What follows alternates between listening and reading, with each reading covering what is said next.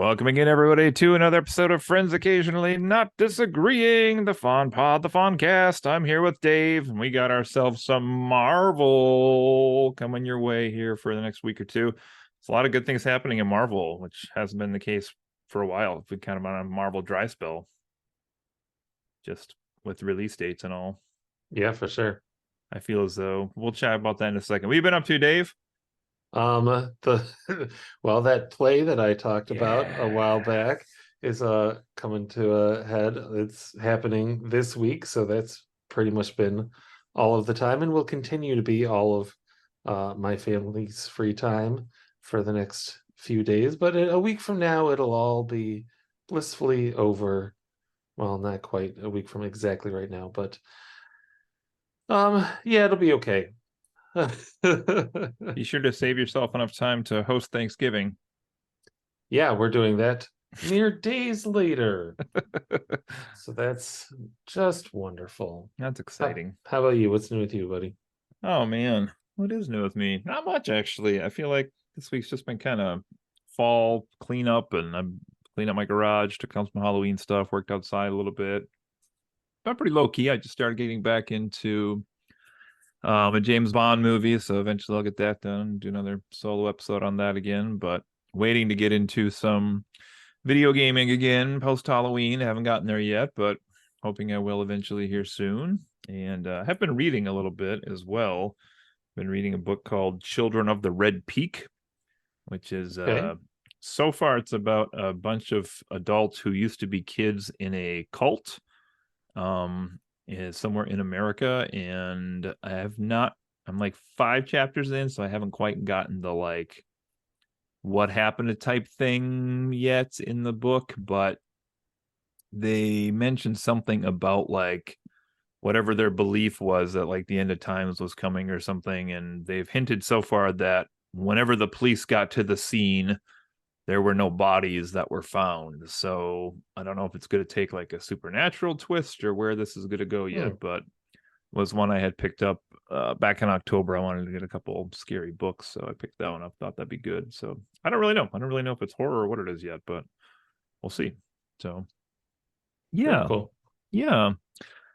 All right, well, we'll jump right into it here tonight since it's just the two of us, and we're going to talk about a show that just recently wrapped on Disney Plus, Loki, I believe this is pronounced. This It's is Loki. Loki. Okay, John Mm-hmm. Loki. This is the Like, are prequel you are story you to Lost. feeling Loki? Loki. Ah, yes. Season 2 of Loki, which I think is the first TV show they've done 2 seasons of, correct? Yeah, I believe so. And I don't know, at least I haven't heard plans that there's, well, I guess What If and I Am Groot, but I don't really count those as Good. mainstream. Yeah, good call on both of those. But I don't know if they have a season 2 plan for any of these other ones. Do you guys watch I Am Groot? Have you checked those out? We do watch them like when they come out. Usually we'll watch like all 6 in the same setting, you know? Yeah, yeah. My kids love them. Do they really? Yeah, my 7-year-old especially like cannot get enough of them. Absolutely loves them. And when we went to see the Marvels in the theater, so at the beginning of every I Am Groot short, he like fast forwards through the little Marvel Okay. titles, and she was like, "Where's Groot to fast forward through this?" It was pretty funny. That is funny. Oh my gosh. Yeah, we should do a full hour and a half on those sometime. Just kidding. They're cute. They're entertaining though, but anyway. Yeah. Okay, season 2 of Loki. I feel like this season kind of picked up more or less where season 1 left off at. With season 1 kind of, if you didn't watch it, you probably will be confused by most of this podcast, but assuming you did watch part of it, season 1 kind of ends with the murder of He Who Remains, who's at the end of time, Jonathan Major's character, the would-be Kang, if you will.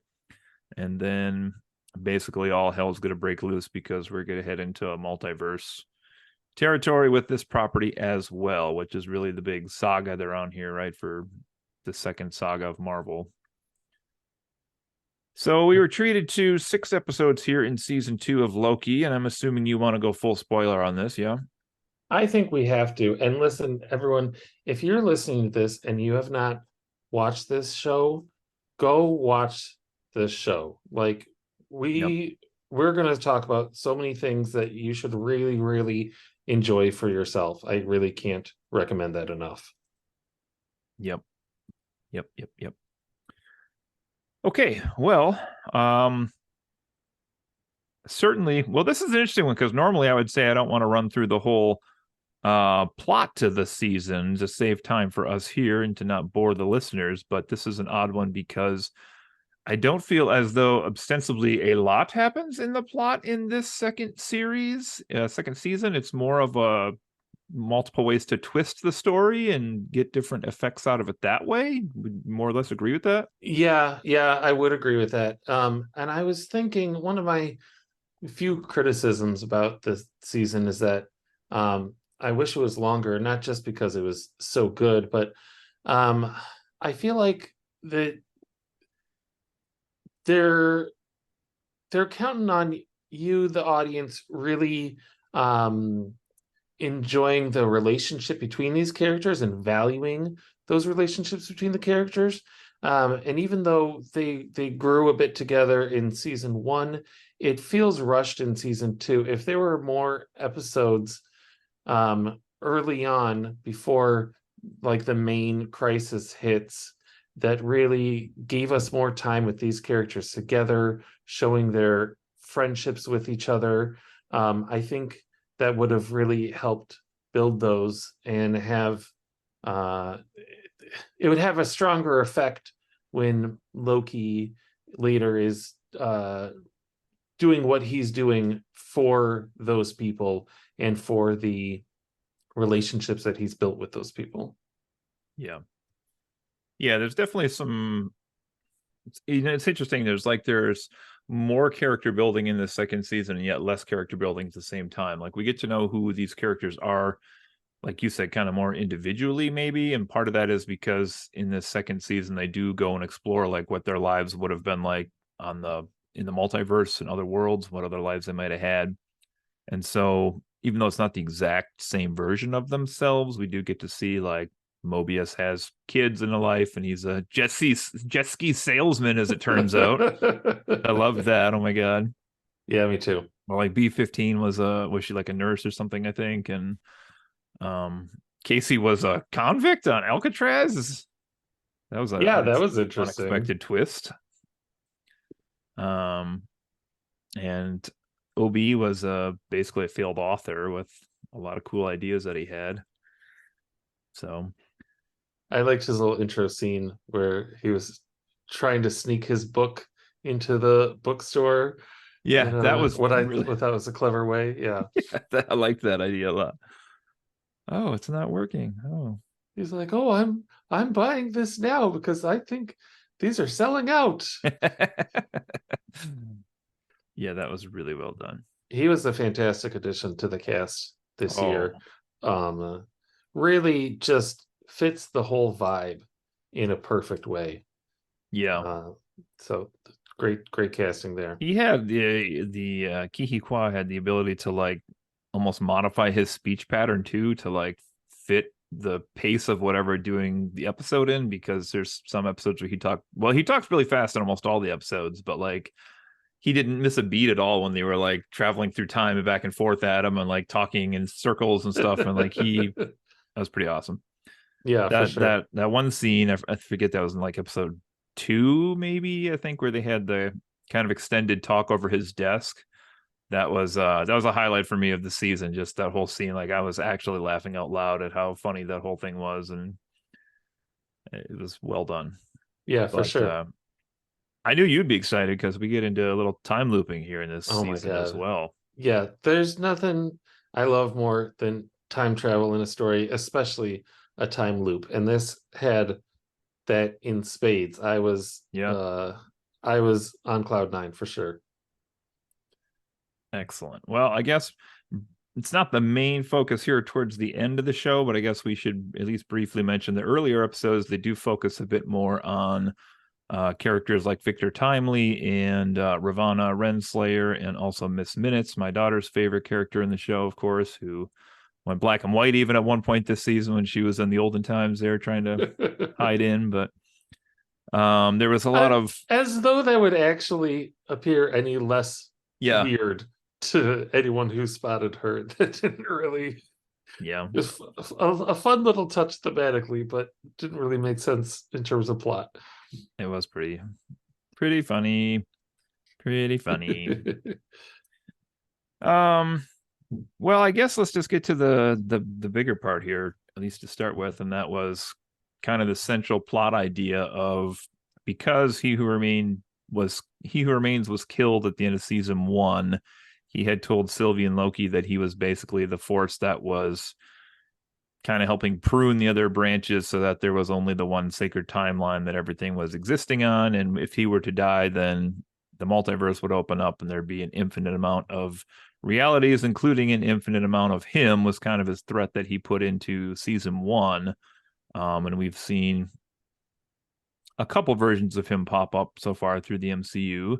I did like the shout out in the finale of the Ant-Man Quantum Mania, like the what they call it, like universe adjacent or something. To Yeah, 616 adjacent thought that in was the fun. quantum realm. Oh, but they took care of it. They got it under control. Somebody just called her aunt. It's all good.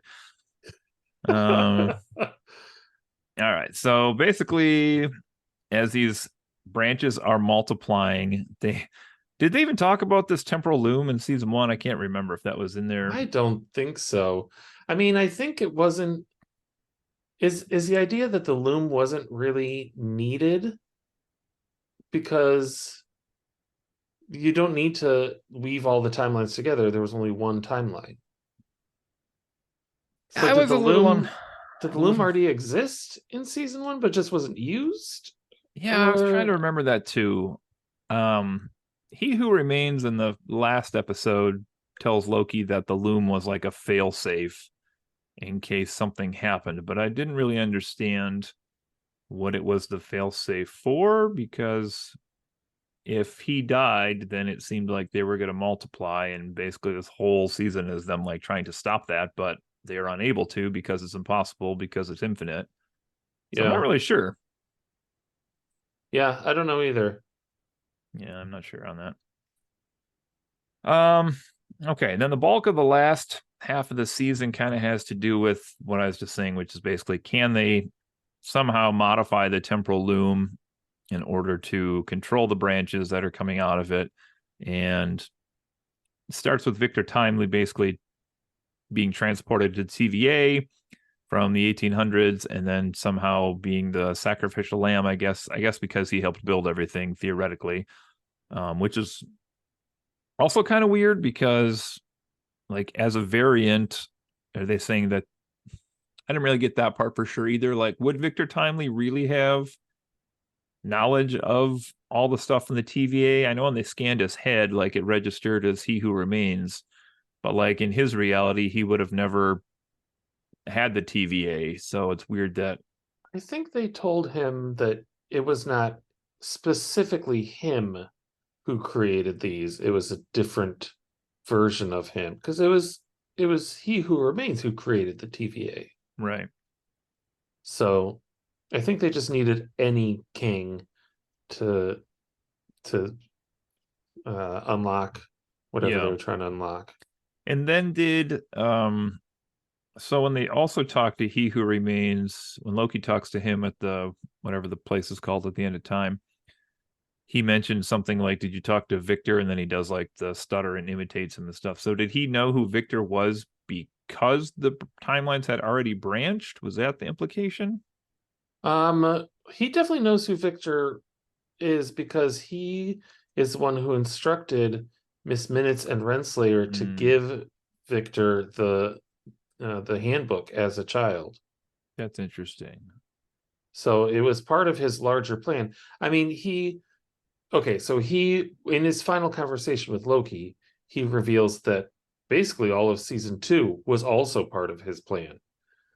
So that Sylvie would not end up killing him. Yeah, It was like an insurance that she would not do that.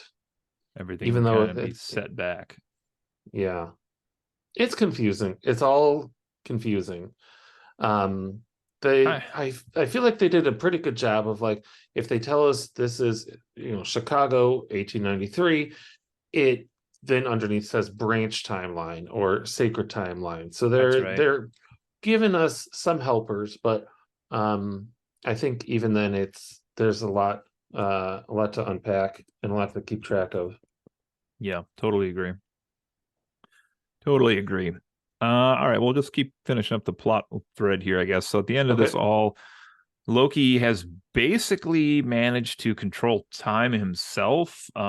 Did we ever establish what it was that gave him the time slip ability? Was that in there? Was it something that happened earlier in the season? I'm just forgetting. Like, Where how did did he he get that ability start to begin with? slipping in the I they must have said something. It must have had to do with him being at the end of time. Wow, I don't know. I feel like there must have been an explanation in there somewhere that we're forgetting. Yeah, I'm forgetting something about that. I'm just trying to see. Loki, even in episode 1, it says Loki is already time slipping here. That's when they go to meet Ouroboros, OB. So I don't remember. Was he time slipping at the end of season 1? No. So yeah, I don't know. So essentially, if you haven't watched this or like trying to get your mind wrapped around what we're talking about here, the character Loki somehow has this ability to like they call it time slipping, but he has the ability to basically, well, in the beginning it's involuntary. He can't control it, and he Right. goes from time period to time period.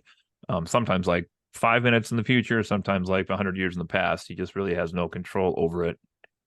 But as the season goes on, he kind of starts to be able to control it more and more to the point where by the end of the season, basically he's able to like pause time, and I guess he's not rewinding time. He's probably just taking himself back in time, but kind of looks like he's rewinding time. He did a little bit of rewinding with the spaghetti Yeah. at the end, it seemed like. Um yeah, Spaghetti's the when new effect Marvel likes, huh? I guess so. I guess so. First Fantastic Yeah. Four Reed Richards. Wow, I couldn't remember his name for a second. And now, yeah, used in a different and much more significant way here, but that is kind of the effect du jour, it would seem. Yeah. Um, when I loved how much, if we're talking spaghetti, how much spaghetti there was in episode 5. It really was like uh so scary, like just Yeah. you never knew when someone was just gonna fade away into spaghetti. And Mobius especially broke my heart. Like we just met this version of Mobius who is a dad, has these two sons who seem like real shits. Like they seem like tough kids, but he really loves them and wants to take care of them. And it gets a little like Walt by the end of it. He's like, my sons, what about my sons? But at the same time, it's heartbreaking. And I really felt for this character that like Yeah. they were his priority. Um, and so when he turns into spaghetti, I was just like, oh man, that's a sad fate that he'll never go back to them. It's an interesting scenario to find yourself in. Like, just random space wizard shows up and is like, listen, to save your kids, you got to come with me now. No questions asked. We got to do this thing. And you're like, no, but at the same time, like, well, I want to save my kids, so I have to go. But yeah, Yeah. it's pretty cool. This plot review I'm looking at here actually uses the word spaghettifies as they're describing the stuff turning to spaghetti, which I'm a big fan of that. So I think spaghettifies is going somewhere in the review for this one. Okay. Um, well, let's see. We're going to talk about the finale episode, but is there anything we want to put in about those first 5 in particular, or do you want me to talk about 6 and then we'll go back and kind of touch on stuff? I just want to say before we jump to 6, which I think is a good idea, Mhm. I want to talk about the end of 4. Okay. when it seems like everything's coming together. You've got the heroes making a plan. They've got the doohickey to plug into the other doohickey, Yeah. and Timely steps out onto that platform and like immediately spaghettis, and you realize that everything's failing, and you see like the fire wave of doom coming slowly towards them. It was one of those moments like at the end of Infinity War where you realize the heroes have lost, and even though you know that that loss is not going to be permanent, it's still meaningful and it's still surprising. And especially with the music, I could talk. I love the score on this show, and maybe never more than in that moment. Um, Hmm. and I was blown away by the end of that episode. Absolutely could not wait for the next one to come along and find out what happens next. But it's honestly up there in terms of like all-time MCU moments for me. Is Was the end of that episode. That's how impactful it was for me. Oh, that's awesome. I will say this about the end of that episode. Up to through the first four, I was not convinced that Timely wasn't a villain in the show. And so when he's the one that's picked to go out there to do the thing, I'm like, oh, he's gonna screw him Oh, right okay. now. Like that's immediately what I thought. And I think it was so smart and effectful for what they did because, like you said, like he made it like three steps out and instantly was vaporized into spaghetti. And I was like, holy shit, like what just happened? Like my expectations were immediately subverted because I was like, I don't know if he's a bad guy or not, but whatever path I thought this was going down is immediately out the window. Yeah, And then like yeah. you said, you saw like there's this impending doom, and I was like, oh crap, they lost the one guy who was supposed to know how to do all this stuff. How are they going to get themselves out of this? So it was a good episode ending, yeah. And I think that's really where I will say the first like two or three in this one are a little bit on the slower side. I felt like, Agreed. and then when that moment, yeah, episode four hits, you're like, oh yeah, that's the good stuff right there.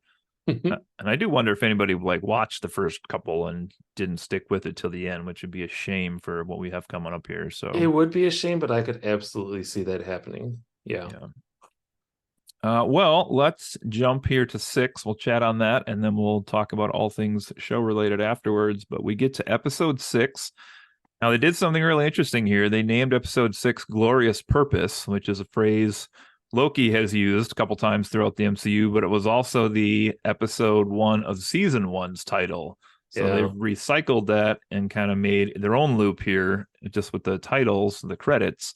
So if they ever did a season three or not, I don't know. We could talk about that later, but where would they go with that? I don't know. Well, this whole episode is basically Loki thinking that they didn't move quick enough to stop the loom from like being overwhelmed with all the branching timelines. And it's his attempt to like use his time slip ability to continually go back and either try to do things faster or go back further down the timeline to see what he can do to try to save this moment. And I really thought episode six was fantastic. I'll just get that out ahead of time. Yeah. Um, Essentially, what he finds is that he is unable to stop it, and the loom's going to be overwhelmed no matter what. And so he ends up going back to the moment again where we left off season one, which was with He Who Remains and Sylvie at the end of time. And he replays that moment over and over and over because now he knows he has to try to save He Who Remains, or this is what he thinks in the moment at least. And Sylvie's determined to kill him, and He Who Remains keeps shouting, "You're gonna have to kill her, or she's gonna kill me," like over and over. And that, watching Loki struggle and fail to stop Sylvie so many times in a row because they redo variations of this over and over and over and over. And, that it started to pull at me because it just seemed like the only path he was going to have was going to be to kill her. And man, I was getting kind of distraught about that, just thinking about like that's the only choice he had was he's going to have to kill this weird version of himself that he's also kind of, I don't know if he's in love with her or has feelings for her or what, but it didn't seem like he had a choice, and that's what was going to happen. But then we get kind of a little bit of a twist here where he who remains suddenly shows some extra powers that he hadn't revealed earlier, pausing time and seemingly just removing Sylvie from the time itself for a moment, taking her out of the room. That was kind of odd. And then we get some really fun conversations between the two because after they talk for a while, he who remains was like, "Oh, Loki, you haven't figured out how to pause time yet or do this yet?" He's like, "Come back when you've done it another 1,000 times or something, and then we can have this conversation again." And then a couple times during the back and forth, the tit for tat, Loki's like, "Well, how do you know this is the first time we've had this conversation?" And there was like some concern, I think, on the other guy's face, he who remains. Yeah. Which I Yeah. also had a question on that too, then, Mr. Time Looper guy. And that is, so if Loki is kind of going back and forth throughout time as he wants, and he who remains basically is like, well, who do you think developed that trick first or whatever, like implying that he could do it or has been doing it also. So my question was like, if they went back in time and then like changed something while the other person was back in time, like how does that all factor in with the present? And I got confused. If they could both go back in time and they both change the past, then what is the Oh, present? that's interesting. I didn't know what the present was supposed to be there.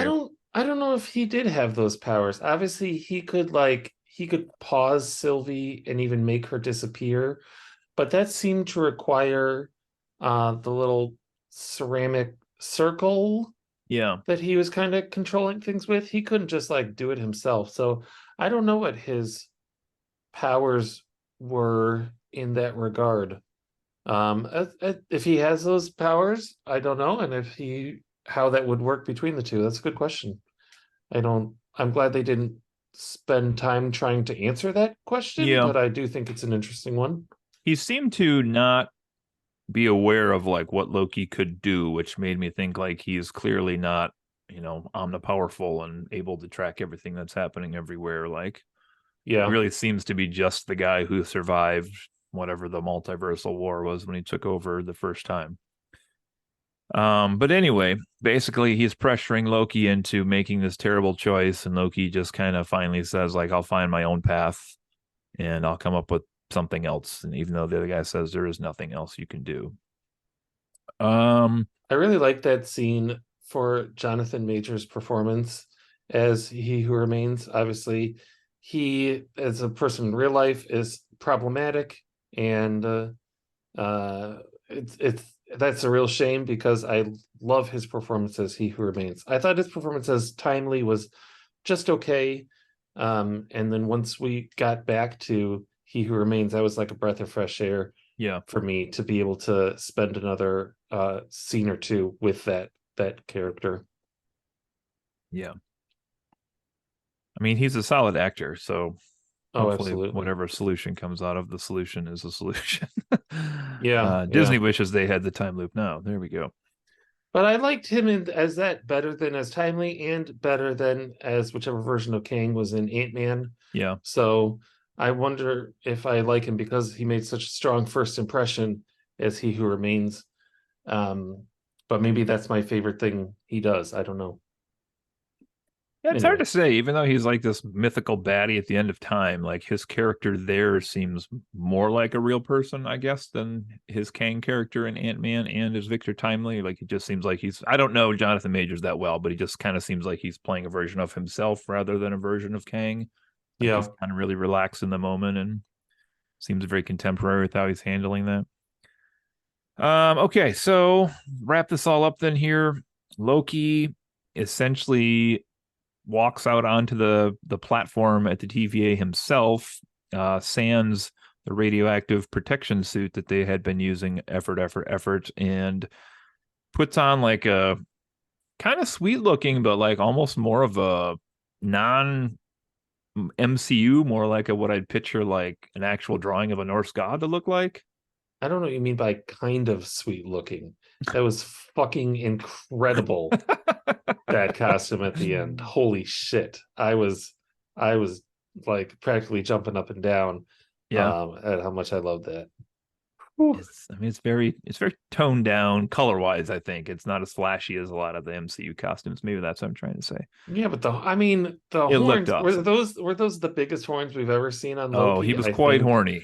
He I think was. probably, and then like the either the jacket or the cloak, whatever, like how the timelines were like coming off of that too. Oh, fucking amazing. Yeah, I loved it. it was good. It was good. So to wrap up the season here, then essentially he's kind of like out on this platform and reaching and finding these dying timelines. And I will confess, I don't understand how he's like bringing them to life by grabbing them, but somehow he's bringing them to life by grabbing them.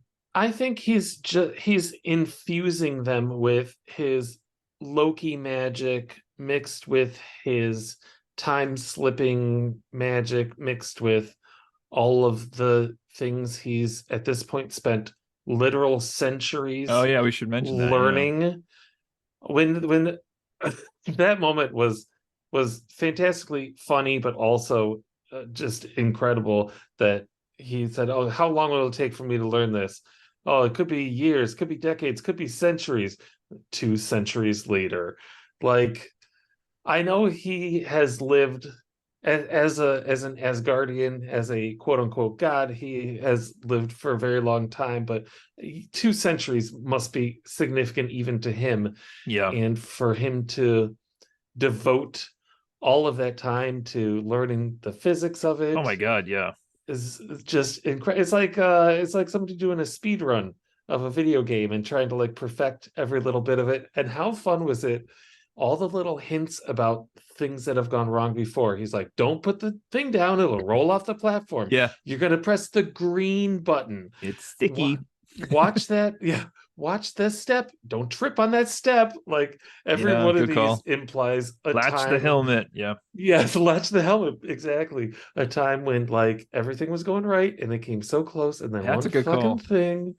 What a really entertaining way to present that concept and all of the things that have gone wrong. Normally, the rule of writing is show, don't tell. In this case, they told instead of showing, but But it it worked. really worked amazingly. I loved it a lot. Yeah.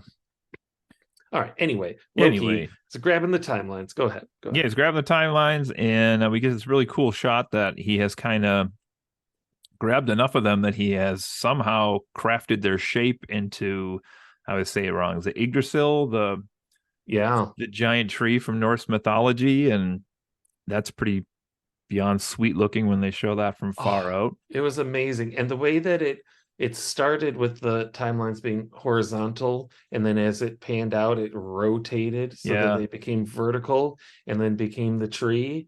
What a fantastic way to tie everything back into Loki's origins as a Norse god, to make it Yggdrasil. Like they didn't even need to label it yeah, or say that in any way. Um, you just knew that's what they were doing, and I was blown away.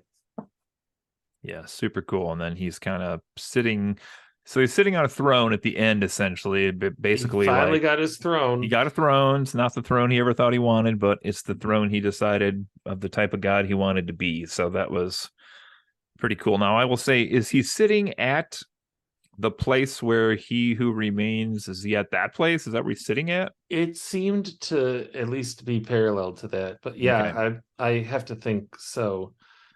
But he'd be Um, back in the timeline now where he who remains would be dead. So he wouldn't be yeah, I guess you're like right. getting attacked from behind or anything, I guess is what I'm getting at here. But yeah, it's just kind of this beautiful moment of a character who wanted everything and was artificially greedy with everything through the whole MCU. And this is a character we've had since the very beginning of the MCU too. And he ends up with such a redemption story in this season, but especially this last episode where he sacrifices everything now, his own life and his own future, foreseeably at least, for everybody else to have a shot at a life. So Truly burdened with glorious purpose. yeah, Like what a way to turn that into like a prophecy for him, a it's self prophecy. super cool. I mean, yeah. It's one of the better character, I don't want to say write-offs, but conclusions to their story, at least for now, that we've had in the MCU for sure. Yeah. For sure. Okay, we do get just a smidge of afterwards with the TVA is back up and running again, and we have B-15, who's now become one of the leaders in the TVA. And we have OB, who gets a new Miss Minutes back up and running, but she's back to being friendly Miss Minutes, not the homicidal, genocidal, jealous Miss Minutes that we had seen a couple At times, least for now. at least for now. Co-writes a new book with the TVA handbook. And then back in 1863, we see a young Victor Timely tinkering in his house, and he gets a sense to look at the window, but there's no book that's dropped off there now, like there was in like episode 2 or whatever when he was a young kid. Yep. And then we get this is kind of an interesting one here, Renslayer. Yeah, let's talk about her. I didn't expect to see her at the end of this, I'll be honest. But I was hoping that we would, because she okay. was pruned a bit unceremoniously after being an antagonist, a driving force for the first 4 episodes of the show. Then she was off the radar for a while. I was worried that that was the end of her, not because I particularly enjoy that character, but because it seemed so abrupt, and I was glad to give her some kind of epilogue. Okay. And Awakens someplace. I don't know if we know where she's at, do we? She's in, yeah, she got pruned. So she's in the place where you go when you get pruned, where Loki was towards the end of season 1. I don't know if that Oh, place okay. has a Okay. particular name. And The then Void. I guess I call it the Void here. okay. And then she's approached by what's the smoke Alioth monster's or name? something like that. There you go. It's a smoke monster. We all know. That's the smoke monster from Lost. It absolutely is. Yes. I saw a theory online that Yeah. I kind of like. It was showing that they're talking about how now that the TVA's goal is to, find the Kangs across these timelines and prune them so they don't become a problem. Well, does that mean that essentially an army of Kangs will end up in the void, and will Renslayer form some kind of like welcoming Interesting. mission to welcome them and bring them on, and eventually command them or point them in the right direction? So There. I don't know if that's what they're going to do, or if she just died from the cloud monster right away. Who Yeah. knows? I thought that was an interesting thing to think about, though. All right. And then lastly, we get Mobius retiring from the TVA. And then, I mean, how'd you feel about the slash shot? He goes back to the timeline where Don, his counterpart, is playing with his kids from a distance, and he's there with Sylvia for a little while, and then she kind of says goodbye. We don't see where she ultimately goes to, and then he's just kind of stuck there staring at the life he doesn't have. Yeah, I wasn't sure about that. I thought that if he was retiring, that he was going to like assume that life somehow, and then they're showing that that's not really how it works. And I don't think he's about to go like pull a switcheroo or anything. That'd Hey, be dark kids, as shit. I mean, that's like what Wanda was doing in Multiverse of Madness. not wrong.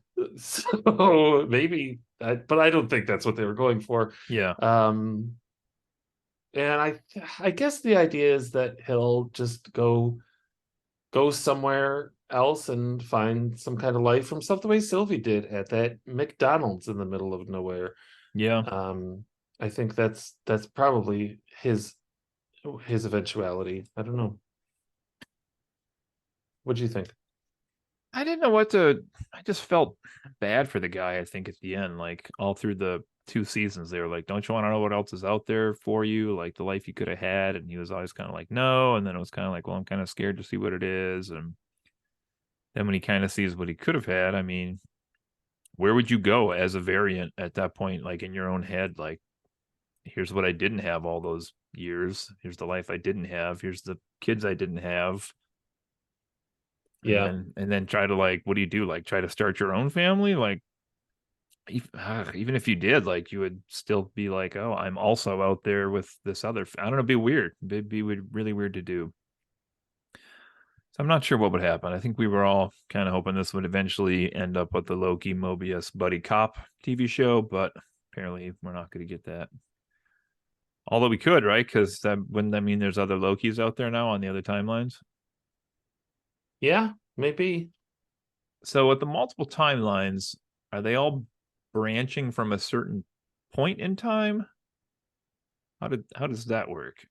I think the idea is that they're they're infinite because that was what they said was the scaling problem with the loom. The loom would never be able to hold them because they would be infinite. So I think they are that they don't like start at any given point. I don't know. I'm not Yeah. that's what I think they were going for. How that works or how you're meant to wrap your head around that, I don't know. I'm not sure they were going for any one specific thing. Okay.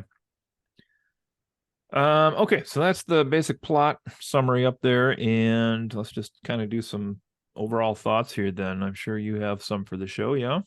Yeah, I've got a few extra notes that didn't really fit in here. Okay. Um, I I spent the first part of the season um enjoying it, but also wondering um why Loki? Like, why is this Loki's story? It felt like you could take just about any character who has a tendency to generally want to do the right thing, which Loki does at this point, put them in this situation, and uh, you'd get the same story. So it didn't really feel like it was doing anything specific with his character. He wasn't even using his magic for the Mm, bulk of the story. yeah. Not until they like accidentally unlocked magic at the Yeah. TVA were he and Sylvie able to do any of it. Um, they had, at the World's Fair, they did the little callback where they came across Odin and Thor, like statues of those, and they spent a moment kind of reminding us this is Loki. He has this history. He's from Asgard, but it really felt like not. It didn't feel like it was tying into where he came from as a character. Um, but I feel like later, like especially at the very end of the story, that absolutely uh became much better for me. Like nobody else but a quote unquote god could have just walked out there and busted open the loom and assumed that mantle the way that he did. Um, and especially with Yggdrasil, we talked about that. So I was happy with that. Um, let's see, what else do I have? Unless you want to interrupt me with something. No, I was Um, just going to point out a few things here myself. I'll throw one out there. I just thought this whole series was really well acted in season two. Just the yeah. performances by the people we talked about, like Kiki Kwan, but Tom Hiddleston himself did a fantastic job, I think, in this series. Like he showed more. He had a couple moments in the earlier movies, mostly when he would like backstab Thor or have some kind of family conflict where you could tell he'd choke up with emotion, like just a little bit, Mm-hmm. But there was like, was it Mobius that he was talking to? And Mobius was like, because Loki was like, what do you do when you have to make the hard choices? And Mobius is like, you make the hard choices. And he's like, how do you live with it? And he's like, scar tissue. You got to make the hard choices, which I thought at that moment he was going to go still kill Sylvie at the time, but like there was even like a tear forming in his eye, and I was like, oh god, he's gonna have to pick something terrible right now. But he did a great job. I think Owen Wilson actually I thought did a decent job in this one as I well. absolutely agree. They all did. I thought they all really did. The only person I wish had, I wish Sylvie would have had more to do in the series, Yeah, I agree with that. but I don't know what I would have had her do specifically. Uh, I don't know. Maybe she could have helped at the end more or something, but Yeah, yeah. If I was even trying to consider like because Loki is at the end, he's all alone. And I was trying to think if they had worked her into that so that she accepted the same fate with him, so Hmm. that they were doing that together, what that would have looked like, how that would have compared. I don't know that it would have worked as well. Um, but Yeah. it would have been cool to see, and it would have given her more to do. So I agree with you that the performances were outstanding. Um, but she needed more to do. I was glad to see Casey have more to do this season. Yeah. Bigger Um, role. I like that actor Eugene Cordero. He's been in a few things. I actually saw him do some comedy live a few weeks ago, Oh, really? and I wanted to be like, tell us what happens in Loki. Um, but I was happy to see him kind of become, a member of the gang, as it were. Yeah.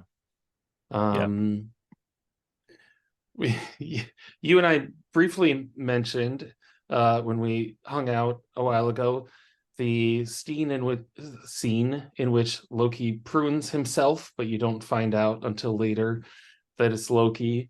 I as a time travel person, I did enjoy that. Although, if the show asks the question, who pruned Loki? Wait and find out later. Like the most obvious cliched answer is Loki himself. Um, so that was it was fine though. And I thinking about that scene more later, I thought that so a scene like that really you start to wonder, okay, as Loki's sneaking up behind himself, he knows the exact moment that he was pruned when he was that Loki. Does he is he tempted to change it? Is he tempted to do something different? Obviously, he knows that he needs to be pruned. He knows he wants to be pruned. And he knows that he was pruned. So he doesn't really have motivation to change it. But I thought that for a show that talks a lot about free will versus predestination, um, I thought that tied a little bit into that theme. It would have been interesting if they had done more with it, but that's okay. It was fun enough as it was. Yeah. Two things here I just thought of. One, going back to your uh, comments here, I guess I brought up Sylvie first, but one of the things I thought they were going to use her for, the first time Timely, it was in that episode 4 that we talked about where we loved the ending of it. But when he went out on the plank and was going to start to walk, I assumed that both Sylvie and Loki were going to use their magic from like up in the tower to help him get down the path. Because Mm, I was like, why else did they have this big thing of like they unlocked the magic as a TVA and now we can do all this stuff, and like they were gonna protect him from up on top where they were so he could get to the end, and then they both don't protect him, and again he dies in 3 seconds. So that's not where that went either. But I thought that's where maybe they were going to use her a little bit more and the magic a little bit more, but it doesn't seem to be the case. yeah, that's a good point. Um, Second thing here I was going to mention is you kind of just touched on the beginning of this, but the show really examines a lot of, as a lot of good works do, the idea of, what's right and who is to make the choices of things in life. So we had the TVA that had always pruned all these other timelines, which you could either look at as the safe way for the universe to proceed, or you could look at it as like they daily wiped out billions and trillions of people with their methods, just depending on how you're looking at this. He Who Remains, kind of the same thing, was like, this is the correct timeline. I'm going to kill everybody else off. This is where we're at. And then later in this season, we kind of get like the flip of that now, where the TVA and Loki both like have this ability of like, now we have to decide what the correct path is. And so, Loki is kind of tasked with this horrible choice as he's sitting on his throne at the end of all this, which is, is it more right to give all of these branches a chance at a life, even if doing so could bring about this multiple Kang giant war that could kill off everything, that He Who Remains had warned them all about. Yeah, So it's again like this terrible two choices you have to pick between, but who makes that decision? And now Loki's kind of making the decision, I guess, in a way as well. But the TVA has also been kind of doing this in the old season and in the beginning of the season, even at the very end of this one. They're like, oh, we're monitoring these people throughout the other branches now. And, we have to monitor the Kang variants and make sure they're okay. And then I'm thinking, like, okay, well, if you're going to prune the Kang variants, then are you also going to, like, go look for the Thanos in each of these universes? And what about the Lokis? And what about and then it's like, well, where do you draw the line on that? Maybe some of them are Victor Timely and not Kang. So, Yeah. you know, just the idea of having the power to do that, the responsibility to do that is just a lot to think about, I think. Okay, you got anything else on this Yeah. one? One last thing I wanted to toss Yeah. out. The directors and showrunners, or were they? I think they were the showrunners this season. I'm not 100% sure what their role specifically was, but Benson and Moorhead are two. Beg your They're pardon? Benson and Moorhead. Okay. Yep. I heard I you. Yep. hardly know her. Um, they're a creative duo that uh, have been more and more on my radar as years have gone on. I think this is the best thing I've ever seen by them. But if you kind of liked um, the flavor, that's not quite the right word, but of this season, I really recommend checking out some of their films that they've made in the past. There's one that has stuck with me. It's called Resolution. I'll spoil it a little bit, but essentially it starts with these two friends. One is like a drug addict, and the other kind of like locks him in a room to get him through a week of sobriety. And then so it kind of starts off as like the stories about that, but then strange things start happening, weird things, bad things start happening to them. Um, and if you want to not be spoiled, jump like 20 seconds ahead from now. But essentially, you find out that you, the viewer, are the antagonist of this story. And it is because you find bad things happening to them entertaining that's the reason why bad things are happening to them. And it's really fun in that like meta kind of way. And the Wow. other, I've seen a couple of their other movies, and they all do cool shit like that. So I really recommend kind of going through some of their milieu and seeing what they have that seems interesting to you, because I certainly haven't seen it all, but it's good shit, and I wanted to toss it out. Was Benson and Moorhead? Benson and Moorhead. It's Justin Benson and Aaron Moorhead. Okay. They've kind of got my like seal of quality now, Okay. where anything I see their name on, I'm like, okay, I'm gonna watch that, and I'm almost certainly gonna enjoy it. It's like Lord and Miller at this point. I love everything that they do. So it's kind of like, but they're more for comedy reasons than I love it. anything. All right. Anyway, that's all I have for this one. Are we doing a number rating?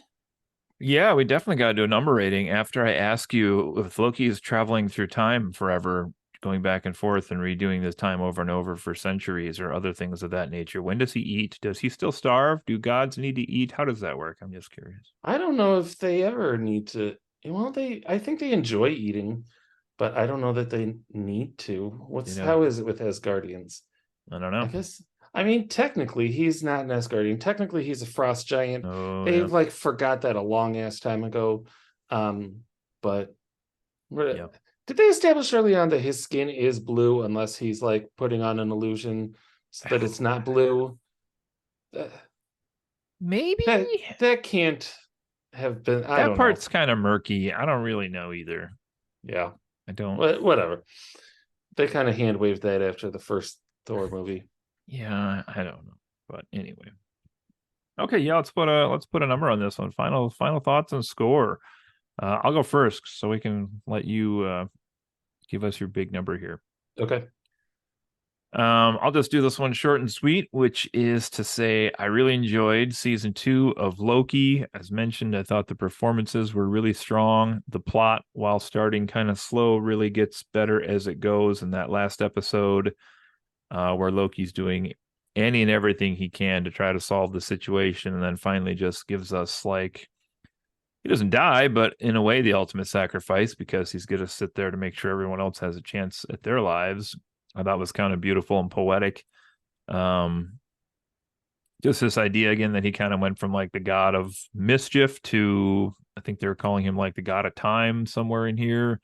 Mhm. I don't know if that was official or not, or maybe I was reading that online, but to the end where he's like, I don't know, he is still the god of time, I guess, but it's more like the god of choice or something. Like he's the god of hope. Like he's a terrible. I mean that not in the bad way, but a terrible character change from where he started at. Like what he stands for now is pretty cool. Um, I thought the show also had a little bit of drama, just in that I really thought Victor Timely was going to turn out to be acting, and turn out to turn on them, but that did not end up being the case at all, which I really enjoyed. I think we're meant to question that, to Yeah, wonder about that. Yeah. and I don't know. I just really felt for Loki in that last episode when he was doing the same thing over and over and over, and just hoping for like an incremental furtherment of his project that he was trying to do to like save the loom and save all the timelines. So I really liked this one. Putting a final score on this, I'm going to go with an 8.5 overall, which Okay. is both strong and slots in second overall on my MCU list, right behind Hawkeye, which I gave a 9.0, and Loki season 1, which I gave an 8.0 to. Oh, Though you could nice. probably argue this was a better season of television than Hawkeye was. I still enjoyed Hawkeye personally just a little bit more. So, Okay. Yeah, for me, that it really just came together. Again, the amazing score by Natalie Holt. I can't wait to see what she does. I thought she was great in season one and just phenomenal this season. I Moorhead Benson, I can't I don't know the names of the writers, or there are people who are extremely talented working on this season of the show who I can't wait to see. I hope get to move into larger roles, or at least get to do more in the MCU, because this was exactly what I love. It was great to see this longtime character reach a conclusion, as it were. Question mark on that, but if that is the end of Loki as a character, it's a both a fitting and amazing end. The season did time travel and lots of other uh, plot mechanical things that I personally really enjoy. So for me, this was the best Disney Plus season. I also enjoyed Hawkeye very much, and Loki season one, but this is the best of the best for me. And if I'm giving this a 0 through 10 score, for me, this is super, super high. So I have written here a 9.7, wow. which I rarely go up into the nines, much less the high nines. And really, what I should do is that score should be lowered based on the first few episodes not being as great as the last few episodes. But that's just how much I loved the last few episodes. That's the flavor that's left in my mouth, and that's why it's getting such a high score from me. I recommend this to absolutely everyone. You do definitely have to watch Loki season one in order for it to make any sense at all. Yeah. So I can't recommend it like as a standalone thing, or even like just watch this episode. Um, Yeah, good point. and really, the more you know Loki before, the better it is. So there's a lot of homework that goes into getting the full enjoyment out of this. Um, but it's a strong recommendation for me. I really, really loved it. Yeah, I definitely agree. Episode 6 of this show probably, I mean, you could make a short list of those super emotional moments from the MCU, but this would have to be probably at least top 5, I would think, somewhere up there.